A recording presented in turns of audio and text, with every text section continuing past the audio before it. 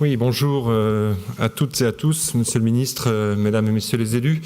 Quelques éléments effectivement de repère sur les chiffres actuels après cette conférence introductive très intéressante qui nous a amené à travers le temps et l'espace. Je vais revenir au marché français, plus précisément au marché de la bio, pour vous donner quelques éléments. Alors commençons peut-être, c'est moi qui pilote, c'est ça le système? Non? Comme ça, voilà. Non?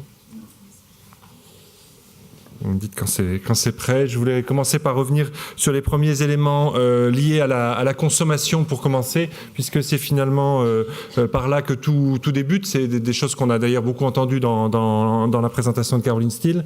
Donc on peut effectivement regarder en particulier le baromètre que l'on utilise régulièrement à l'agence bio pour pouvoir anticiper, je dirais, l'évolution de la consommation et donc interroger tous les gens, les consommateurs, sur quelles sont leurs intentions de consommation.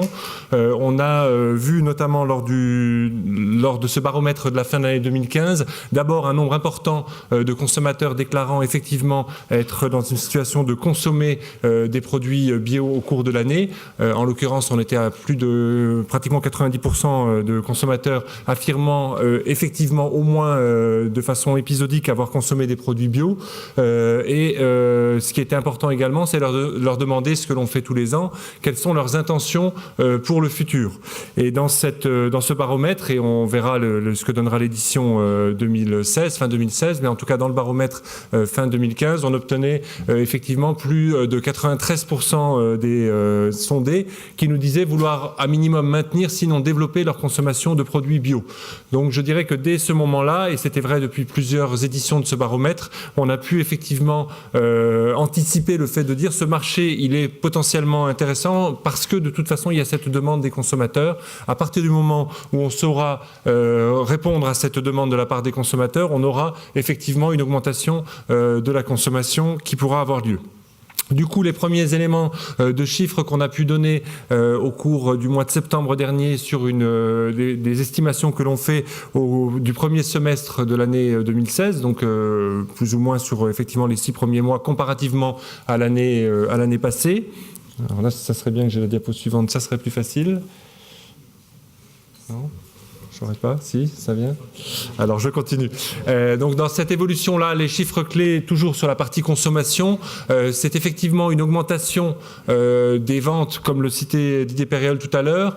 On a en particulier pointé que dans le secteur de la grande distribution, l'augmentation de la vente des produits issus de l'agriculture biologique pouvait être caractérisée d'augmentation d'au moins 18% de plus sur ce premier semestre 2016 comparativement à la même période en 2015. Et effectivement, une augmentation encore plus significative dans les magasins spécialisés bio. Il faudrait revenir juste un petit peu en arrière, voilà. Voilà, c'est ça. Donc 20% du coup en moyenne, puisque, encore une fois, plus 18 dans les magasins, dans la grande distribution et plus 25 dans les magasins spécialisés bio. Donc est-ce qu'à partir de là, j'ai la main ou pas? Dites-moi. Non, allez-y. Alors allez-y. Passez à la suivante, s'il vous plaît. Non plus.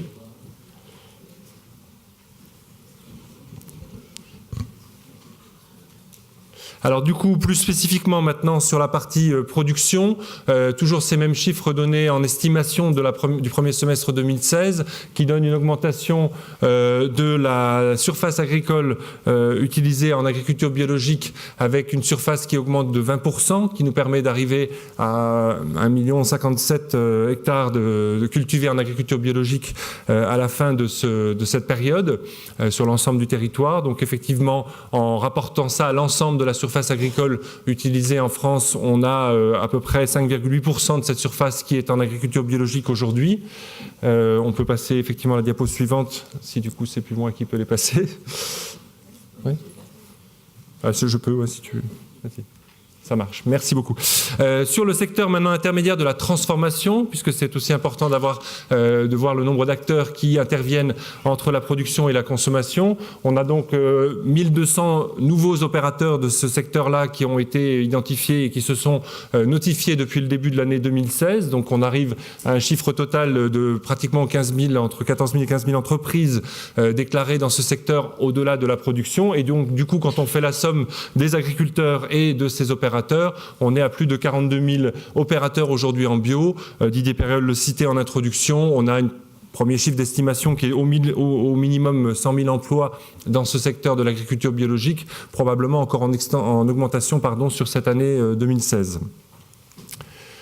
De fait, on peut voir le recul sur plusieurs années de cette progression et noter qu'en particulier sur à la fois les opérateurs bien entendu et sur les surfaces, on est dans une période de forte augmentation qu'on avait déjà connue par le passé en termes de pente à d'autres moments, mais là évidemment le cumul de ces évolutions-là amène un résultat quand même très significatif et notamment sur l'aspect terre en conversion, puisque comme vous le savez, on a ce temps de transformation finalement d'une agriculture dite conventionnelle en agriculture biologique qui est à l'œuvre sur pas mal de secteurs. Alors justement, pour introduire dès maintenant les tables rondes qu'on va avoir dans la matinée successivement sur les différentes filières et sur les différentes échelles de territoire, quelques éléments un peu chiffrés sur cette progression de la bio en 2016 par secteur.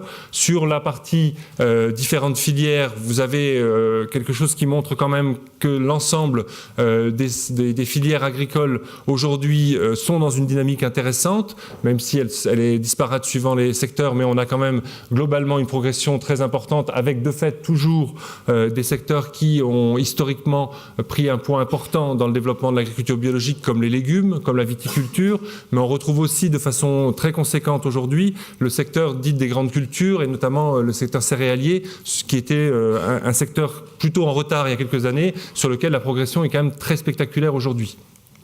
Si on anticipe aussi la partie... Excusez-moi, ça passe trop vite dans un sens ou dans l'autre, on va y arriver. Voilà. La partie territoire, là aussi, des disparités existent depuis plusieurs années sur la dynamique. Je regarde Philippe Martin, que je vois sourire et apprécier cette carte de France. On a des territoires avec un état d'avancement de la conversion en agriculture biologique qui est quand même très différent, mais des dynamiques qui sont intéressantes dans beaucoup de régions de France. Finalement, des secteurs qui se développent, y compris sur des départements et des régions de France qui, de fait, étaient un petit peu plus en retard, si je puis dire, par rapport à ce mouvement-là. Donc ce développement, il est aujourd'hui significatif, même si effectivement, on retrouve un petit peu comme dans la question des filières, le fait que les dynamiques sont encore plus fortes, là où effectivement, on a déjà un score important depuis plusieurs années. Ça sera sans doute très présent dans ce qu'on dira tout à l'heure sur l'analyse des différents territoires. On sent bien qu'effectivement, je dirais, la conversion de certains agriculteurs bio amène davantage de conversion dans le même secteur où ils sont présents. Ça, c'est une dynamique intéressante à noter et qu'on retrouvera et qu'on retrouve aujourd'hui dans beaucoup d'endroits. Donc plus précisément, si on se ramène en plus aujourd'hui à la nouvelle configuration, si je puis dire, des régions suite aux fusions, on voit effectivement quelques régions dans une dynamique vraiment très très forte, en particulier l'Occitanie, avec un nombre de producteurs aujourd'hui qui dépasse les 7000, ce qui est quand même là aussi très très spectaculaire. En conclusion, ce que l'on peut noter dans cette dynamique forte, c'est la question effectivement de l'apparition d'un certain nombre de nouveaux acteurs ou le développement de ces acteurs-là. En premier lieu, bien entendu, et je pense que c'est l'élément clé dont on va reparler dans les différentes tables rondes et en particulier la première d'entre elles, c'est évidemment par là que tout commence, et ça a été beaucoup évoqué par Caroline Steele, la question de la place des agriculteurs et des nouveaux agriculteurs dans cette dynamique-là. Ils sont très nombreux. On a donné le chiffre à plusieurs reprises en calculant le fait que depuis le début de l'année 2016, il y avait 21 fermes par jour qui étaient passées en agriculture biologique, ce qui est quand même le meilleur chiffre qu'on ait jamais eu, qui est très spectaculaire. On a un deuxième type d'acteurs qui sont tous les métiers qui tournent autour de cette agriculture biologique et qui ne sont pas directement dans la production, des transformateurs, des commerçants, des distributeurs, des restaurateurs, tous ces acteurs et j'oublie sans doute beaucoup de métiers, on voit arriver de nouveaux métiers, des gens qui font du lien entre consommateurs et producteurs, qui sont en train de développer de nouvelles activités, notamment autour du numérique. Donc tous ces nouveaux métiers sont en grande croissance et demandent d'être soutenus. Des formations sont en train de se mettre en place et de se développer sur l'ensemble de ces secteurs et on s'en réjouit, on essaye d'y participer le plus possible. Justement, dans ces formations, on va retrouver tous les acteurs de la pédagogie. Le ministère de l'Éducation nationale est de plus en plus présent pour former justement au métier de l'aval, au métier de bouche, à l'artisanat, vers ces connaissances sur l'agriculture, plus spécifiques sur l'agriculture biologique. Et enfin, et peut-être avant tout aussi, les nouveaux consommateurs. On voit une progression très importante que je citais en introduction en termes de progression de la consommation. Il faut qu'on accompagne également ces nouveaux consommateurs parce qu'on retrouve dans ce baromètre CSA que je prenais en introduction, et je vais terminer là-dessus, des choses qu'on a vues d'ailleurs aussi la semaine dernière pour ceux qui ont participé aux journées de l'alimentation durable avec le sondage Ipsos. C'est des consommateurs qui disent on a largement confiance dans les produits de l'agriculture biologique, mais paradoxalement, on a envie d'en savoir beaucoup plus. Donc c'est une démarche très intéressante de gens qui disent on est prêt à aller vers cette consommation, on y voit beaucoup de choses intéressantes, mais on veut en savoir beaucoup plus. Donc on a vraiment un rôle, les uns et les autres dans la salle, très important à jouer sur l'information vis-à-vis des consommateurs pour continuer à développer une consommation biologique intéressante pour tout le monde. Merci.